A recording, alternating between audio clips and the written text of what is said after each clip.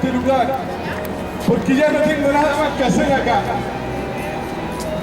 Cuando este papá le entrega todos sus bienes, toda la parte de su herencia, este hijo fue y malgastó todo lo que el padre le había dado. Pero ¿sabes qué pasó? Llegó un momento en que esta persona se vio que no tenía nada. Se vio que la plata que tenía se la había malgastado. Se vio que los amigos que estaban con él ya no se encontraban con él. Y cuando él decidió volver a la casa de su papá, ¿qué piensas tú que hizo ese padre? Y ese es el Dios maravilloso al que servimos. Cristo, reflejado en este Padre, fue capaz de tener sus brazos extendidos, esperando que su hijo, aquel que había malgastado todo, aquel que había perdido todo lo que le correspondía, fue capaz de abrazarle y decir: hijo, este es mi hijo, aquel que yo pensaba que había muerto, pero está vivo.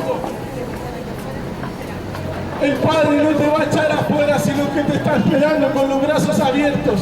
Y no importa lo que tú hayas pasado, no importa lo que tú hayas hecho, pero si hay un momento en que uno recapacita y piensa que hay algo que nos falta, y cuando en tu cabeza ya no hay nada más que pensar que hay algo que tú puedes hacer, pero no sabes qué, yo te voy a decir, eso se llama Dios. Vuelve a los caminos del Señor. Cuando piensas que ya no hay nada más, no hay una oportunidad más en tu vida. Cuando piensas que tú malgastaste todas tus oportunidades, cuando piensas que ya no tienes otra salida, ahí se tiene en tu cabeza algo que no sabes cómo se llama, y yo te lo digo en esta tarde, eso se llama Dios. Vuelve a los brazos del Padre, que te espera con los brazos abiertos, para decirte: hijo, hija, no importa lo que tú hiciste, yo fui capaz de morir y derramar sangre preciosa en un madero de la cruz, porque tú vales tanto para mí. Ese es el papá, ese es el Dios que servimos. Ese es el Dios que le damos la vida. Y que si es necesario que la gente diga que estamos locos, me da lo mismo, porque ese es el Dios que me amó a mí y fue capaz de dar su vida por mí. Por amor fue capaz de morir por mí. Y ese es el Dios que necesitamos. Ese es el amor que necesitan nuestros ojos.